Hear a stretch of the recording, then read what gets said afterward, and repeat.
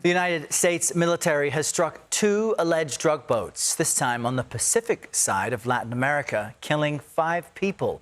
Defense Secretary Pete Hegseth once again posted the videos you see here on social media, and this now marks the 9th known strike against alleged drug trafficking boats since last month. And despite growing questions, yesterday President Trump suggested his war on cartels could expand. We will hit them very hard when they come in by land, and they haven't experienced that yet, but now we're totally prepared to do that. CBS News correspondent Natalie Brand is at the White House with more on this. Good morning, Natalie. Tell us about these most recent strikes and how lawmakers are reacting to what seems to be this mysterious operation possibly expanding. Yeah, good morning, Errol. Lawmakers who have been speaking out about this say they are just simply not happy with the lack of information about this operation, especially as it expands now, seeing these strikes in the Eastern Pacific. And Secretary Hegseth, in his latest social media post, noted that they are going to continue day after day, he says. In his post, he accuses the people on board of not just being simply drug runners, but accuses them of being, quote, narco-terrorists, bringing death and destruction to our cities. And again, comparing them to al-Qaeda and the war on terrorism following the September 11th attacks. Hegseth did not specify which organization the alleged drug smugglers were part of, but called them a designated terrorist organization. He also said that intelligence confirmed that they were smuggling illicit narcotics. Videos from yesterday's strike appeared to also have bags or parcels floating in the water after the boat was hit. But again, lawmakers critical of this say there has been a lack of transparency. CBS News' Major Garrett on the takeout spoke to Adam Smith, congressman of Washington, who is the ranking Democrat on the House Armed Services Committee. Take a listen. If the United States military is going to use lethal force, basically, no trial, we're just going to fire the shots and kill people, you need to be 100% clear on why, what you're doing, and what it's supposed to be accomplishing. There is no clarity on that coming from the White House. Now, critics in Congress have also said that the waters, the routes where these boats are being targeted are typically known as routes for cocaine smuggling, not fentanyl, which is a main focus of the administration. They say that fentanyl tends to be smuggled by land. You heard in that clip that you played President Trump threatening or saying that they're not ruling out land strikes and believing that he has the authority to do so, saying these strikes are saving tens of thousands of lives from these illegal narcotics, Errol. To the U.S. military's newest strikes on suspected drug boats. This time, 2 vessels were struck on the Pacific side of Latin America. The Secretary of Defense shared videos of the fatal strikes on social media. He promised these strikes will continue, quote, day after day. He said the people who were killed were, quote, narco-terrorists who bring death and destruction to U.S. cities. I want to bring in CBS News senior national security correspondent Charlie D'Agata to talk about this. So, Charlie, just bring us up to speed. What is the latest on these strikes? Yeah, so the latest strike we heard about last night from, as you said, Secretary of Defense Pete Hegseth saying it's been another one, yet another one is what he said, and we can expect more. In fact, we'll be looking out for that. We're still in touch from outside the Pentagon to try to get in touch with the people inside the Pentagon to track what's going on there. So as we understand it, there was one, both of these, they say, the strikes took place in international waters. The second one was a little bit closer to the Colombian coast. And we spoke to a former DEA Drug Enforcement Agency official yesterday who said really that is more of the superhighway of the drugs that would be headed to the United States. You and I have spoken about the 7 strikes that happened in the Caribbean Sea off the coast of Venezuela. That is traditionally a run for drugs, cocaine, not so much fentanyl, that are headed toward like Trinidad and Tobago to Europe. When it comes to the United States, this is the drug run from Colombia.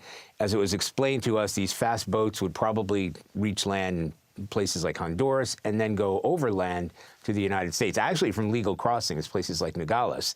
That is where the bulk of cocaine comes into the United States. So the idea that the operation has been expanded, it sort of includes that. And I kind of want to break it down a little bit there, too, because the place that we're talking about is Southcom, Southern Command, and it's called the Area of Responsibility is what the military calls it. So what we're seeing in the Pacific, it might feel like this huge stretch here, but it still comes under that same command. So the operation that we're seeing in the Caribbean, around Venezuela, this is adjacent to that. So this isn't like a second thing that's going on. This is part of the same operation. Wow. All right. So the president has defended his actions at sea as being in the interest of national security. He also addressed the possibility of attacks on land in Venezuela. Break that down for us.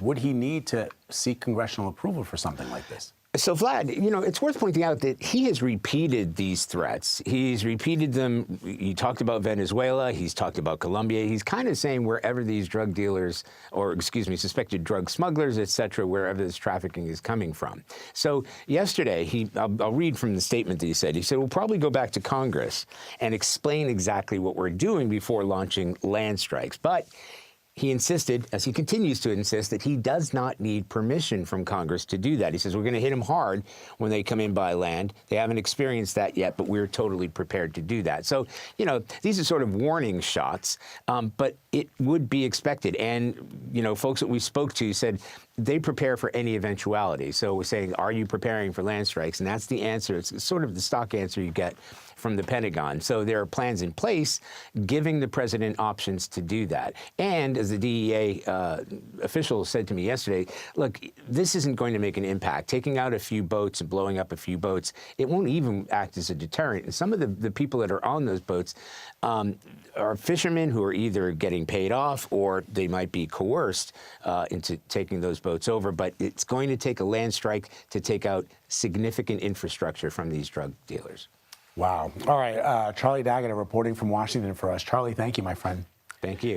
Welcome back. Turning to the U.S. military now. Another suspected drug boat was struck last night in the Pacific Ocean. It marks the second strike on the Pacific side of Latin America. Defense Secretary Pete Hegseth shared video of the fatal strike on social media, and you see it there. He said 3 people were killed. Now, there have been 9 strikes in total so far, and at least 37 people have been killed altogether. Hegseth promised these strikes will continue, quote, day after day. He said the people killed were narco-terrorists who bring death and destruction to U.S. cities. Colombia's foreign ministry released a statement today saying, in part, Colombia calls on the U.S. to stop these attacks and urges it to respect the rules dictated by international law and to adopt comprehensive and effective strategies to continue together with the fight against drugs in the region, as we have been doing for decades.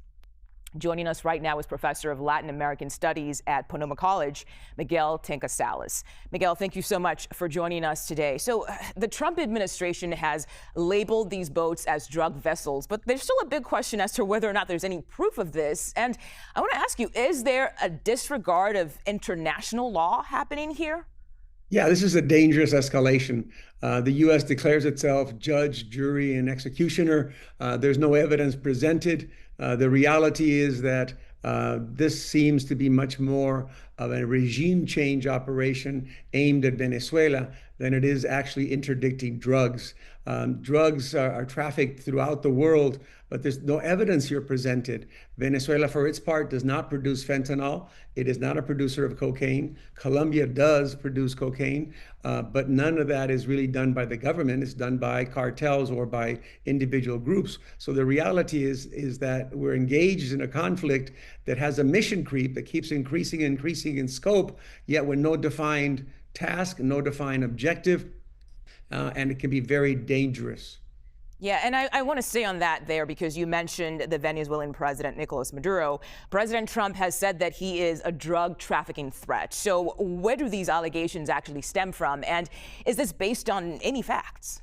Well, the reality is that the president has a penchant for labeling his enemies either as narco-terrorist or terrorist or any other name. without providing any evidence. Somehow there's a belief that because drugs are trafficked, somehow the president himself is involved.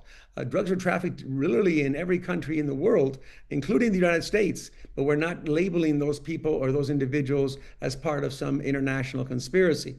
So undoubtedly, drugs traverse through Venezuela as they do traverse through Colombia or Mexico or Brazil or any other country or the U.S.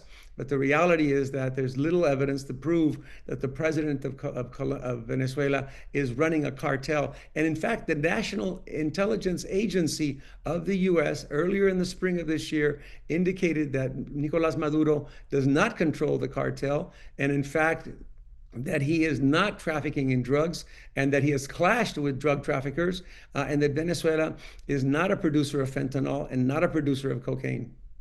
And Miguel, how much does Trump's Latin American foreign policy relate to internal politics here in the U.S.? Well, I think it's very much related to internal politics. Venezuelans have been demonized in the U.S. Trump has tried to attach them to the cartel Tren de Aragua or another cartel. He tried with the Enemies Alien Act to have them deported. That did not work. But now that we have a conflict going with Venezuela, he may try to revisit that issue. But the reality is that much of what's happening in Latin America has a view towards convincing people in the U.S. that Venezuelans somehow deserve to be deported. The TPS should be eliminated. That means temporary protective service. And that somehow, if they could get rid of Maduro, they will all return. And that's a fallacy because it'll take decades to rebuild Venezuela before anyone starts to return in a massive form. Okay. Miguel Tinker Salas, thank you so much for your time today. We appreciate your insight.